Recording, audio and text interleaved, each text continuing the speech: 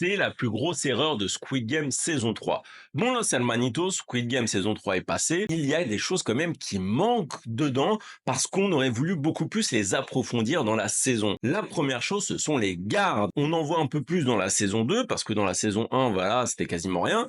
Et moi j'aurais aimé que ça aille beaucoup plus en profondeur parce que à part un épisode où on voit un peu avec la garde nord-coréenne quelques bagarres, ça va pas plus loin, c'est dommage. J'aurais vraiment aimé connaître beaucoup plus le profil de ces gardes parce que je me suis beaucoup projeté, connaître la différente hiérarchie selon les symboles de leur casque, etc. Bref, il y avait vraiment beaucoup de choses à faire, mais c'est pas du tout le cas. Et il y a aussi les riches qui regardent le jeu. Je trouve que Squid Game ne se mouille pas vraiment. On leur met toujours des masques, on met pas de nom dessus, c'est très anonyme. Alors oui, vous allez me dire, ça montre que ça pourrait être n'importe quel bourgeois plein de fric. Oui, mais j'aurais bien aimé que le truc, il se mouille vraiment. Par exemple, dire que telle personne, c'est un politicien, telle personne a une grande entreprise, telle personne fait ceci, cela. Et là, le jeu aurait eu encore plus de valeur parce qu'on se dit en fait les mecs qui regardent c'est des types qui sont censés diriger, c'est des types qui sont censés être bienveillants envers le peuple, mais c'est pas du tout le cas. Dites-moi selon vous ce qui manque à cette saison pour qu'elle soit totalement réussie et surtout abonnez-vous pour rester branché